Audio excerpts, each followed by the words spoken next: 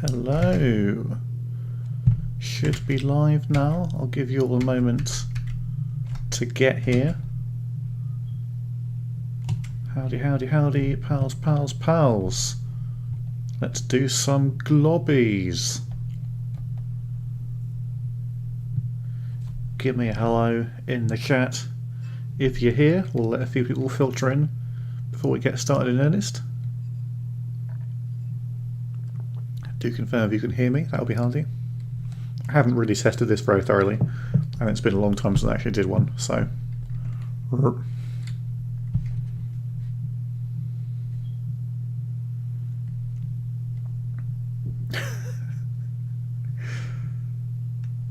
The people are hungry. Well, I suppose.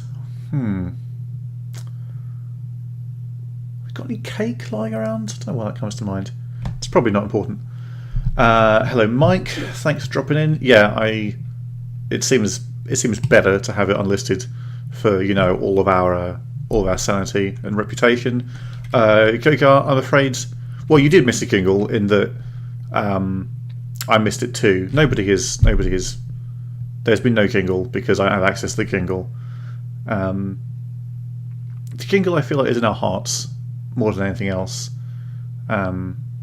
I, for one, constantly hear it. It's why I can't go to sleep at night. Because I guess it's just there. Eyes open and closed, it doesn't matter. It's just going on and on and on in my head. Nevertheless, hello to Remco. Hello to Calvin. Excellent stuff. Glad to have you all with us. I know there's a few people who are unavailable due to various unacceptable real-life issues. So let's just crack on with the globbies, shall we? Oh, hang on. I've just started hearing myself, and that seems like a mistake. Oh, I know why. I forgot to unmute the window in which I had the stream on. Okay, let's actually do the thing now. Yes, so welcome one and all to the 17th. Well, not the 17th Gobshite Awards. That is inaccurate. But the season 17 Gobshite Draft League Awards, of course, known as the Globbies. We've done this 17 times now, and it's fucking ridiculous. But it's still good. So let's do some more awards to celebrate how good it still is. Here are a selection of images, some of which have relation to the Gobshite Draft League. Alright, let's move on. And the winner, of course, of Season 17 is Camera Chameleon Club. Franca, straight in at #1. A frankly disgusting performance that I'm unwilling to tolerate on an ongoing basis. But you've got to give some respect to winning it in the first season. That's a very elite club of people who've done that, and we are very proud. Sadly, of course, there is no KCC badge officially, but here is an image that conveys how I feel about it to you. Evening, mate. Thank you for joining us. Here is, of course, our table. This is how it went. The first 25-team season in Gobshite history. No split, just a single round robin. Everyone plays everyone once, and this is what you get. And frankly, ridiculous 9-point lead after all that for the KCC. Pretty impressive stuff. Commiserations to Pants and the Shadow System for being the best of the rest. It was a very competitive season, apart from Franca absolutely smashing everyone to pieces. And yeah, a lot of good gimmick teams fighting it out. Surreal Madrid, sadly, just coming short of 24th place, with a team made up of various famous names, finishing slightly below the people who were finishing because of their finishness. Let's skip through the extra slides I added to prevent people from seeing things. Team of the Season is our first award, and as usual, this is how it goes. The team who wins the league wins Team of the Season. That's pretty much what we do here at the Globbies. We're not reinventing the wheel. One rogue vote for Barcelona, but otherwise KCC have quite reasonably been given this award, and fair play to them. Obviously, you'll be aware that DOF of the season is usually kind of a foregone conclusion as well. Not many people can be bothered to think of other candidates than the person who drafted the winning team. And it is, of course, the same here. Although a few pretty weird votes thrown out here, not all of which I can explain. We've got a vote for Reese. Hard to justify that. Reese did not win the kids race, and or did much of anything else. Barcelona, mostly anonymous this season, you have to say. Mart, you feel getting a legacy vote here. Millwall were, I guess it was one of their better seasons. I've already forgotten where they finished in the table, but did get a vote. One vote for Whammer for winning the kids' duel. Tom, I think, has inarguably just kind of screwed up the easy gimmick season. It was a fun gimmick, but the failure to draft an easy keeper might have been a mistake. We'll see if anything comes of that later on. And a very confusing vote for Mike for Tiki Takatoa, who seems to have drafted one of the best teams he's ever seen based on how last season went and the keeps into FM23, but fucked it as far as I'm aware. So nevertheless, they're all happy to be here, but a good half of the pie for Franco. Well done. Team of the season, DO for the season. It's a great start. Welcome to the league. Next will be, I think it's manager of the season? Yes, it is. And once more, Roberto De Zerbi does take it home for the KCC. I believe it is his first representation in the Globby League. I could be wrong about that. But it's a fine performance, taking a team that not many people had tipped for the title. A lot of predictions had KCC hovering around mid-table, but De Zerbi's really did something impressive with them. And fair play. We've got a shout for Michael Carrick at Manchester United. Manchester had one of their better seasons and developed, further refined an idiosyncratic style of play that may yet come to define the club. A lot of fun votes in here for various people who did more or less okay at various points in the season. You will, of course, notice a vote for Franco Roders on this list. Franco, of course, not a manager in the Globby League, and not to my knowledge anyone who is draftable in the Football Manager database. So, seriously, well done for making it onto this list, because that is hard to explain and therefore impressive. Yes, some would say that the DOF of the season field would be reserved for somebody like this, and perhaps might have included Franco's name on a short list of such people. But I guess that would only be appropriate for somebody who had voted in that category, Remco, so maybe it's fine. Let's go on to the Player of the Season award. Now, there are a few names floating around for who would fit for this one. No outstanding candidate, I think it's fair to say. A lot of people had very good seasons. Maybe nobody completely dominated. But once my browser relaxes, there we go. Erling Haaland is up ahead. Didn't completely destroy the league in terms of goals scored, but average rating, certainly he looks to be the best player in the league, and a lot of Vitesse's success was down to Erling Haaland. Had a little bit of injury time, as I recall, which might have held back some of his goal count, but excellent without being world-beating, I think you'd say, for Haaland, but definitely made a case for just being the classiest player in the field. We have several votes for a couple of the contenders. Ricky V, the comeback of Ricky V, Ricardo Velasquez, is one of the stories of the season for me. The dueling kids team finally opened up an opportunity for Ricky V to make any kind of progress after stalling for 4 or 5 good seasons at least. But he was a huge part of the Pythons team that won the kids' war. And he just scored buckets, particularly on in the season. Incredible stuff from Ricky V, reinventing himself, and we hope to see him back to stay. Mikola Yazabal for the KCC was one of the most consistent performers in the title-winning team, came up clutch on several occasions. It was really, really good to see.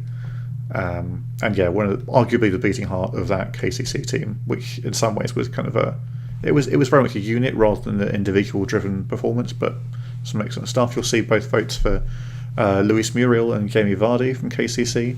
I think one of those you could argue deserved it a bit more than others, but we'll see. One vote for Joe Gomes. Excellent season for him, I assume. He must have already been mentioned 3 or 4 times, so I'm assuming that's gone really, really great for him. Lionel Messi, of course, has had some incredible results for the Elves. Pretty much the only good thing about that team, really, you'd have to say. Just constantly just pulling them out of the fire with last-minute goals all over and over again. It's really great stuff from Messi. But we do, of course, have to count everyone else with an additional vote because there was a vote for not Lionel Messi. So he has tied with most of the players in the league for Player of the Season. You hate to see that.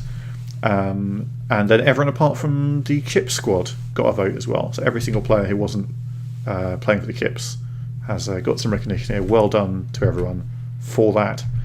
Let's carry on now to the individual position-based awards. It's the serious stuff. The team of the season starts, of course, with the goalkeeper.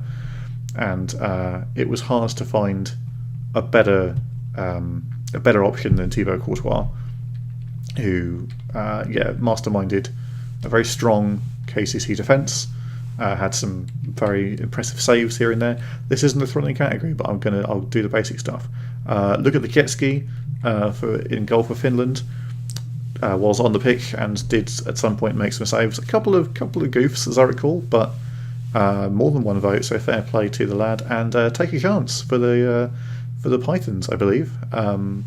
Did some excellent work, and was one of the shining stars of that kids team. So good for him. You'd love to see a kid nominate getting votes in a team of the season situation. Let's start filling out our defence then, and we'll be starting with our right back. Nobody could quite agree on what was going to go on here. We had all 5 of our contenders got 2 or 3 votes. We got a 3-way tie for first place between Denzel Dumfries, João Cancelo and Reece James, which I have broken in favour of Dumfries because he was lower down the draft order and therefore arguably could be said to be outperforming expectations compared to the other 2 who were both keeps from previous seasons. So Denzel Dumfries of the Pants gets his slot in team of the season, and yes, I would have taken out the other person, but luckily they didn't win, so that's fine, and they'll be not back. Moving swiftly on to the centre backs. Lots of competition here. Nobody ran away with it, but we had a few people favoured more than others. It's going to go to Francesco Acerbi from the Shola System and Paint Trophy from Camera Chameleon Club, both of whom were right up near the top of the table and consistently strong performers for some of the league's better teams. So fair play to the 2 of them. But plenty of votes to go around. Bubakar Kamara and Patrick Omondi. Omondi had a very interesting season. Frequently one of the best players for Reese's Pieces, but also the cause of a lot of their failures to get any points. One of the best centre-backs in the world, but perhaps maybe not quite found his feet as a leader of boys just yet. We have votes as well for the likes of Sergio Ramos at Millwall, Diego Carlos at wherever Diego Carlos was. Kyle Walker, often nominated in the right back category, of course, has played a lot of centre back for Chates this season and did get points in this category. Ruben Diaz, I assume got points specifically for being Ruben Diaz, and Mario Hermoso, Eder Militao, just happy to be here. So fair play to them. I'm just having a chat. Omondi, one of the best CB in the league despite the penalties. It was definitely a season of contradictions, I think you can say, for Patrick Omondi. Yes, he gave and he took, which is unusual, you'd say, for Omondi. Let's fill out our defence now with left backs, and really there was only one serious candidate for this award. Alphonso Davis of Weasels was a big part of making the Weasels the best gimmick team in the league this season, leading the way for players outside of Europe, Africa, and South America. A frankly bizarre number of votes for Lincoln of Surreal Madrid, who I believe was primarily in this this nomination just so he could be somewhere in team of the season. It boggles my mind that he's actually got votes you all need to remember that Real Madrid finished last, and it wasn't as if Lincoln seriously threatened to change that. But points as well for Nuno Mendes and the Sarminator. Always nice to see a kid getting votes, but it was a fairly clear decision that Davis will fill out. It was good. Most played left back. Nah, I'm not having it. Was he 3 votes for team of the season good? I'm not sure. Let's go to our midfield, and this was a tough category in some ways, but the only clear consideration was that Bilva, who had a bit of a banner year at KCC, not always been the league's most consistent performer, Bilva, but really kind of ran the show a lot of the time and got some important goals for the league winners. He easily steps into a place in the team of the season. Had to break a tie in the middle of the park. Three players on second place here. Kevin De Bruyne of, I think, the Manx, Ross Barkley of Real Madrid, and Antoine Griezmann of the Chips. I don't know, wasn't that important. But I break the tie in favour of Ross Barkley, because if Kevin De Bruyne and Antoine Griezmann can't get more votes for team of the season than Ross Barkley, then they don't deserve to be in the team of the season. So Ross Barkley does take the second spot here. SMS? That can't be right. I could have sworn I might have miscounted SMS. That feels wrong. Anyway, I ignored him too. Fuck that. Griezmann easy. Fair enough. That would make more sense. Either way, you don't get to stay in the team. Sucks for you. But Pedri, Aurelien Tchouameni, I should say. It's the unhelpful cropping from Google Docs there. And Martin Odegaard also getting votes. But it's Bilva and Barkley who are going to offer the balanced defensive presence in central midfield that I think we can agree the team this season requires. Let's go on to our wingers. We'll start on the left. This was a fairly clear decision. As already discussed, Mikel Oyarzabal was very much in the conversation for player of the season and is rewarded with the votes here on the left of the midfield. But honourable mentions for the likes of Son Heung-min and Neymar, both having pretty solid seasons. Rafael Lau and Finland's Robert Taylor making up the numbers here, but both getting a vote. So that makes everything worthwhile, I suppose. On the right wing, not sure anyone massively distinguished themselves this season, but Kylian Mbappe gets the votes for his exploits for Spurs, just running around really fast, doing a few goals, but not a million of them. Mbappe gets the votes probably just for being Kylian Mbappe, you'd have to say. Mohamed Salah, similar story, but I would argue had a bit more about him this season. But you'd love to see 2 Americans tying it in a team of the season vote. Paul Arriola of Half Man United and Crawford Jansen of the Chilean Menace. We might not see a right wing next season. Could be in the running for team of the season at right back. Now that we've done the thing from Do It Better. So all sorts of opportunities for Crawford in our future. Jeffrey Weir, best player in the world by CA. Got a vote for team of the season. You have to feel like you have to hope, like anything else, that his best days are ahead of him. But let's finish out our team with our strikers. And obviously there was a lot of debate before the vote as to who would represent here. It always seemed likely that Erling Haaland would take a place. Obviously, player of the season, it would be a bit awkward if he didn't. But a lot of debate over our next sort of 3 contenders. Some thought that the likes of Victor Osimhen and Luis Muriel being a bit higher up the table might have edged out, despite Ricky V, just sort of wowing us with his comeback to the big time. But it is Ricky V who gets the votes. Perhaps some sentiment creeping in. I think there's a lot of affection for the kids, but you can't argue that Ricky V had anything other than a fantastic season. Representation for Harry Kane. I'm reading the words wrong. Harry Kane and Big Duvan, who were both in this poll and got votes. Congratulations to them. But your team of the season looks as follows. You have 4 representatives from the KCC, 1 from Pants, 1 from Surreal, 1 from Chattesse, 1 from Weasels, 1 from the Killer System, 1 from the Pythons, and 1 from Sirs. It's a KCC blowout. and fair play, they were the best team in the league by a country mile. But let's go on to our more esoteric awards. The Banter Awards. They had to happen at some point. Most banter goalkeeper. Some, I think, unfortunate splitting of votes here between our candidates. You'll see both candidates from Feyenoord, Robert Sanchez and A. Fernandez. So these got a vote each, and then also a vote for whoever was playing for Feyenoord, which was, I think, arguably both of them were equally culpable for some of the banter goalkeeping moments. So they end up splitting it and losing out on the title to Luka Diketski, who was a banterist goalkeeper for a banterist team.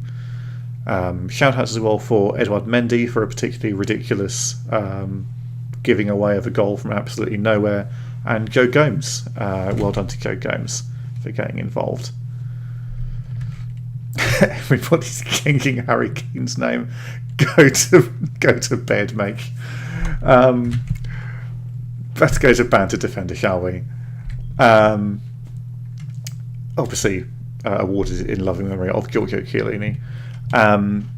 We have another tie here. Obviously, a vote apiece for Kyle Walker and Joe Gomes. Not really sure what either of them did to qualify for this particular award, but obviously there were two big stories in the banter defender category this season. Patrick Omondi, a man of contradictions, who was simultaneously excellent and catastrophic. Gave away a truly ludicrous number of penalties despite being an excellent player. And you have Lincoln, who played kind of everywhere, but obviously got a lot of recognition for his exploits at left back this season. We're having to break the tie, and I'm going to give it to Lincoln, because when else is Lincoln going to get a chance to win an award? Might as well be this category, right? Anyway, let's progress now to banter midfielder, which is going to go to Lincoln. You'd have to say Lincoln's had really an excellent season, just bouncing around all over the place. But you'd have to say primarily in midfield is where his banter is shined through the most. Central midfield. Fair play to the lad. It's nice to see him have a chance in the spotlight. Votes, of course, as well for the likes of Dusan Tadic, the world's premier ball-winning midfielder, Joe Gomes, Pau Torres, who I guess played in defensive midfield a bit, sure, and Oliver Antman from the Finnish team representing for the Pigs this season, has a name a bit like a superhero, so there you go with that. Anyway, now that we've got Lincoln's award out of the way, let's carry on to the banter attacking midfielder, which is going to go to Lincoln. Congratulations to the surreal man. He's really made his mark on the league this season. You have to say, particularly in a sort of left-wing, right-wing cam context, has distinguished himself in the field of banter. So congratulations, Lincoln. It's another win for Surreal Madrid. And Joe Gomes, just happy to be here, raising his glass from the seats while Lincoln goes up to collect his award. It's great stuff. So well done to Lincoln. And now let's move on to the banter striker award, which of course is going to Karim Benzema. Don't be ridiculous. I cannot stress enough how much this was meant to be the season of Benzema. We've spent the best part of 16 seasons wanging on about this looks to pass instead of score trait, and how removing that from Karim Benzema in FM23 was going to turn him from a figure of fun to one of the most deadly players in the world, reflecting his CA. And it just fucking didn't. Karim Benzema was as shite as ever, arguably more shite than ever, in a Chilean menace team that absolutely shat the bed on every conceivable level, finishing below multiple gimmick teams and earning do it better status. It's hard to argue with the fact that Karim Benzema is the gift that keeps on giving when it comes to just flattering to deceive in a striking context. I'm begging you, stop drafting the man. It won't help you. But shout-outs as well for the likes of Jamie Vardy, who inexplicably got some game time for a title-winning team this season. Joe Gomes, for being Joe Gomes. Ruben Castro scored goals for Real Madrid. You'd absolutely love to see it. Lucky Radebe, ought to have be in his prime right now, playing alongside Big in a tag team strike force for the ages. just not doing it this season. Like one of our Premier kids watching while the likes of Ricky V exploded in the kids team, maybe wondering, I could have been that guy. Lucky Davy, maybe never quite going to fulfil his potential, like not in terms of numbers, but in terms of actual achievements. A confusing presence this season with some odd misses. And also shout out for Marcus Force, the pig striker who was, I believe, confirmed best Marcus this season. It's a real pleasure to see some of the Finns stand out from the crowd and go a long way towards justifying that 24th place. But well done to Karim Benzema for just being really, really bad at football.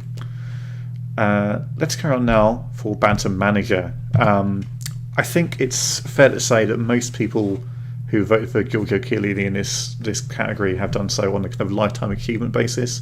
We've already celebrated in last season's Globbies, and just general appreciation for Gio's commitment to the Real Boy project, which was completed this season as we head into the reset. Chiellini developing as a manager and bravely leading Finland to not last place. The likes of which we may never see again, a Real Boy converted from player to manager. Beautiful stuff. But mentions for the likes of Joe Gomez, for Manuel Pellegrini, who I genuinely have forgotten was a manager in the season. I don't imagine I will remember past this slide.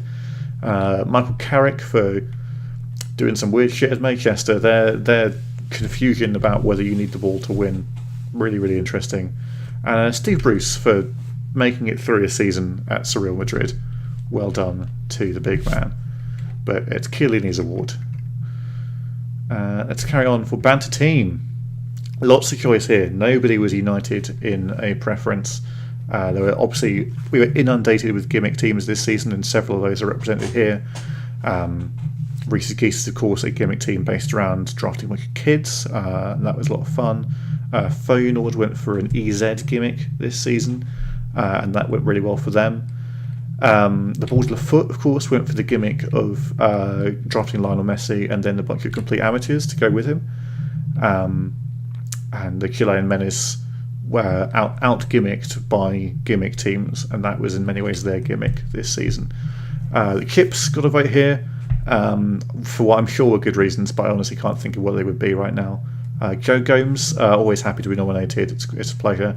But the only team to receive multiple votes in this category is Real Madrid, a collection of esoteric historical figures, past and present, somehow coalescing into, I wouldn't say a viable team, but certainly a team that won points in the context of a football league.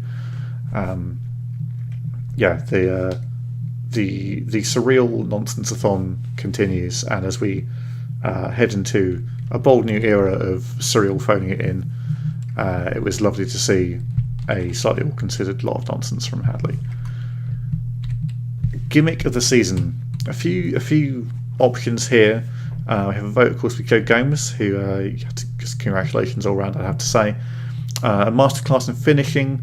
I couldn't quite decide how the person wanted me to phrase this, because it's kind of all in the subtlety of how you get that right. But finishing, it was a good finish. They did good finishing. They were finished. They were good, and they were finished, and they did good finishes.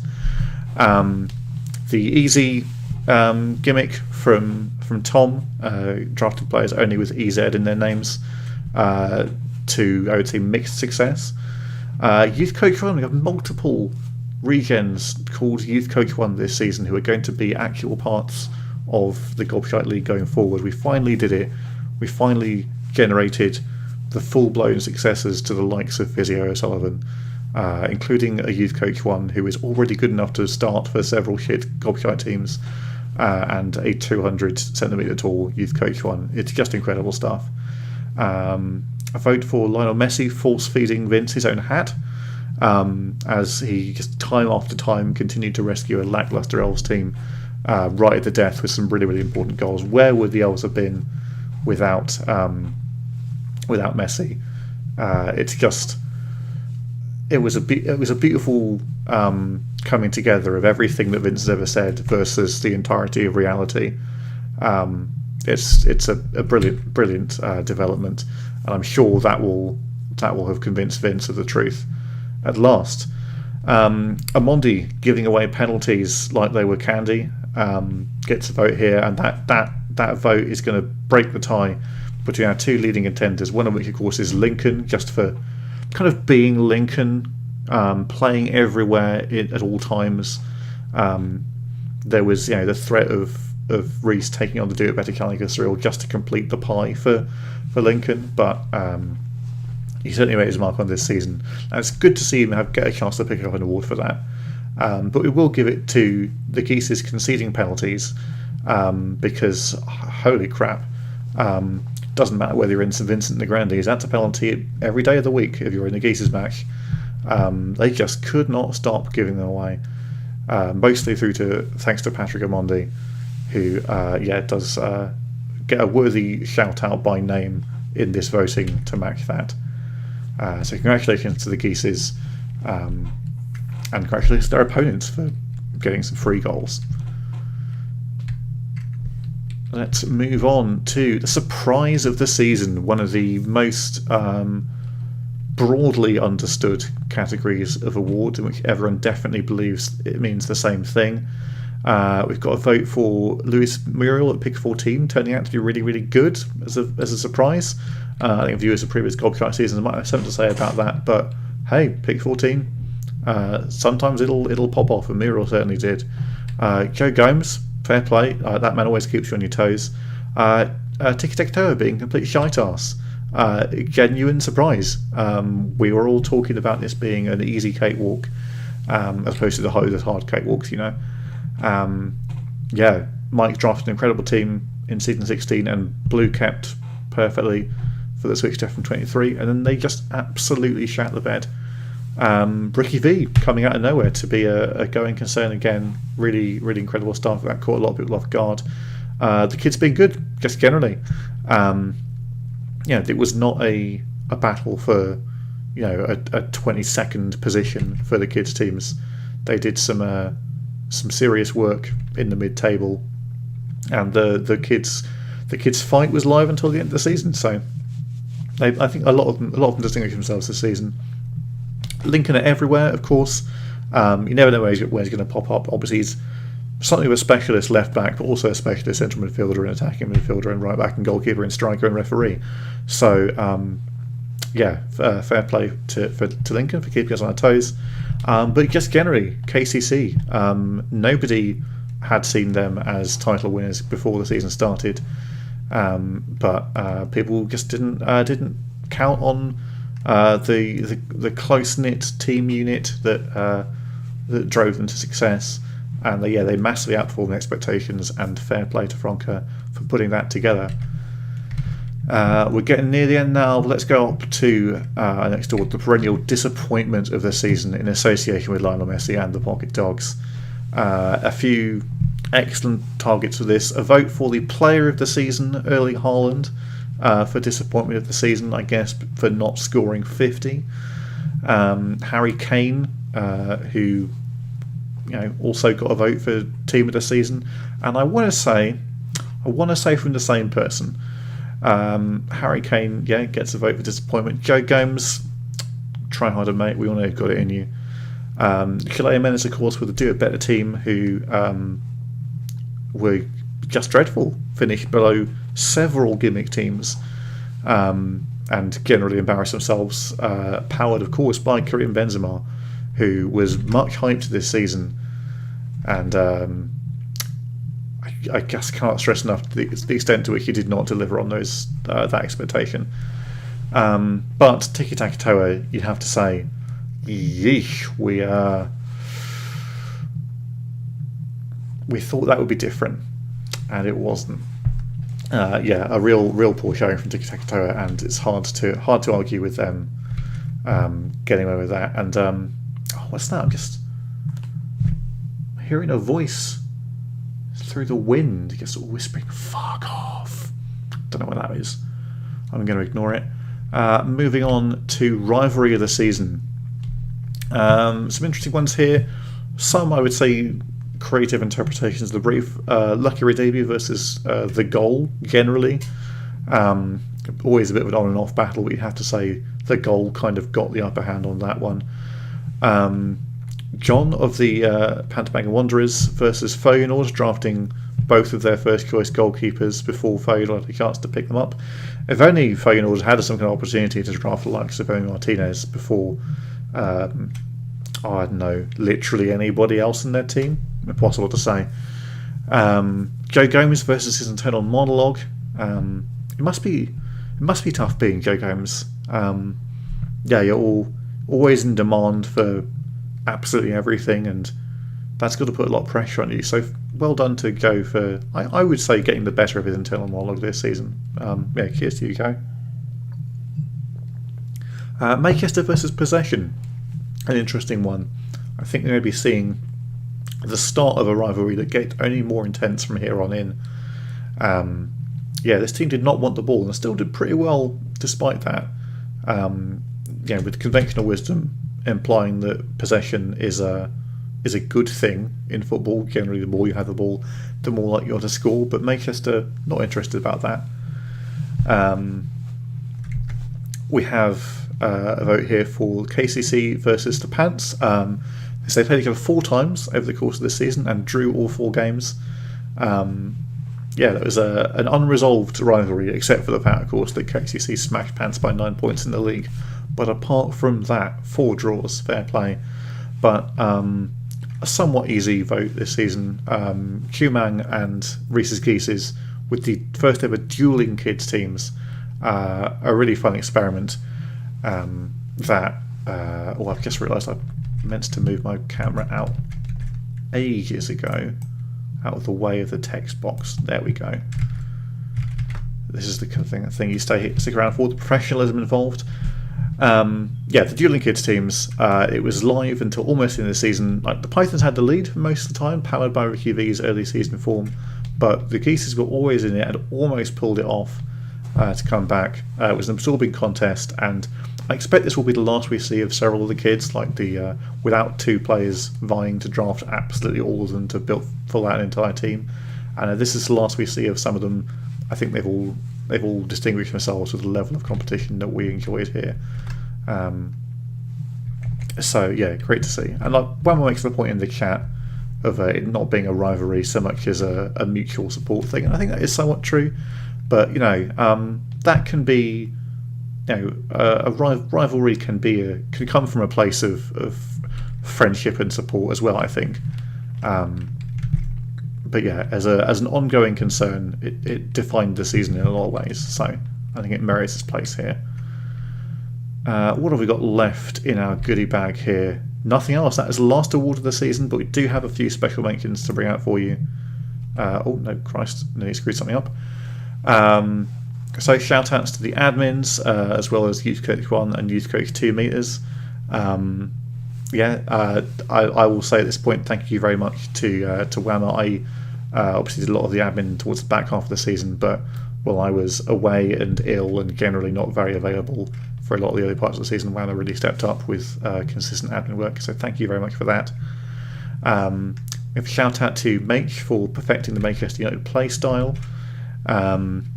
Franca for just coming in and smashing it straight away, and you'll notice later on down the line a mystery respondent says first time first win. Impossible to know who that would have been, but well done to Franca anyway. Shout out to Leo Messi for carrying the Elves. Really can't be stressed enough how much Messi was the only good part of that Elves team. It does worth mentioning that several teams were trying to win the league finish below multiple gimmick teams. I thought many of us expected that there would be like a 5 or 6 team gimmick fight towards the bottom of the table, but that spread out right through the league. And if you did finish below the likes of 2 kids teams and the USA and a team without any of the 3 most populous footballing continents, then you might have a little thing about your strategy going into season 18. Well done to me for being the best of the gimmicks. Hell yeah. And not only are we the best of the gimmick teams, But Weasels are coming for that third title next season. It's going to happen. So tremble in your boots. Go Gomes, of course, wouldn't be right to go without finding somewhere in the Globby ceremony to mention Go Gomes. I'm glad he's got his moment in the spotlight here. And the BS coin flip tiebreaker, which I've already forgotten, can't have been that important. Get over it. The only thing left to do is for us to announce the country in which season 18 will be taking place, because we're about to start drafting for it. Obviously, it's the start of a new cycle, and we'll be touring 3 new nations before we return to Montserrat at the end of the cycle. And I'm very excited to announce that the next season of the Gobshite Draft League will be taking place in sunny Mauritania. I've never been. Might not be that sunny. I mean, there probably is sun at some point. What I'm saying is it's in Mauritania. So get hyped for that. The draft is about to start. I will see you on Discord in just a moment, where Whammer will do his Whammer thing, and we'll get this show on the road. So thank you very much for joining me, everyone who has done so. Thank you for voting and for sticking with us for another year of Gobshite voting and playing. I will see you all in like 2 minutes time. So get on the Discord and let's see what's up. Peace out.